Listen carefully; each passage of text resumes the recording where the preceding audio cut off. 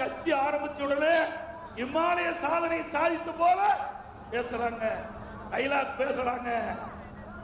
நாங்கெல்லாம் அப்படி இல்ல. இங்கே மேடையில் இருக்கிற அறிவிச்சவர் திரு சோமசுந்தரமாக, இந்த வைகை செல்வனாக, இங்கே இருக்கின்ற கழக நிர்வாகிகள் பொதுமக்கள் அத்தனை பேரும் உழைப்பால் நாம் அடையாளம் காட்டப்பட்டவர்கள். உழைப்புதான் நிலைக்கும். அது தொழில் செய்தாலும் உழைத்தால் ஏற்றம் வரலாம், வேளாண் பணி மேற்கொண்டாலும் உழைத்தால் ஏற்றம் வரலாம். அரசியலிலும் மக்களுக்கு சேவை செய்து உழைத்தால் ஏற்றம் பெறலாம். அதிமுக கட்சி வேற எந்த கட்சியிலும் வர முடியாது.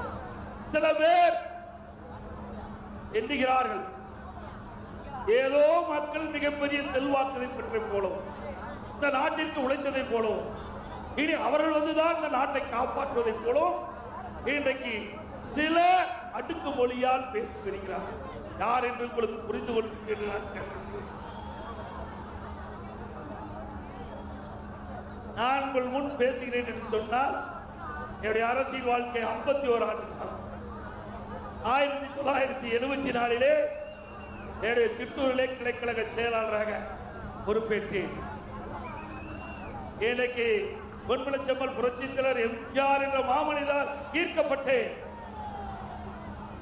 அதிலிருந்து படிப்படியாக உயர்ந்து உங்கள் முன் வந்து நிற்கின்றேன்.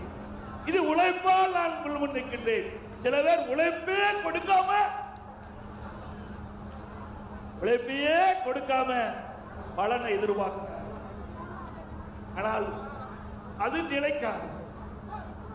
என்று சொன்னால் உழைக்கின்ற உழைப்பு, அந்த உழைப்பு எப்பொழுதும் நிலைக்கும், நிரந்தரம்.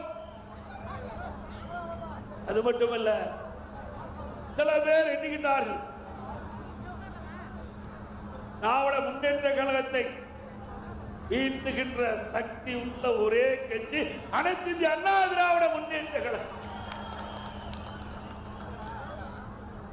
இன்றைக்கு தமிழகத்திலே அதிக உறுப்பினர் கொண்ட இயக்கம் அனைத்து இந்திய அண்ணா திராவிட முன்னேற்ற கழக இயக்கம். தமிழகத்திலே அதிகமாக ஆட்சி செய்த அரசாங்கம் அதிமுக அரசாங்கம். பொன்விழா கண்ட கட்சி அதிமுக. ஆக அதிமுகவை எந்த கொம்பனாலும் தொட்டு கூட பார்க்க முடியாது, ஆசித்து கூட பார்க்க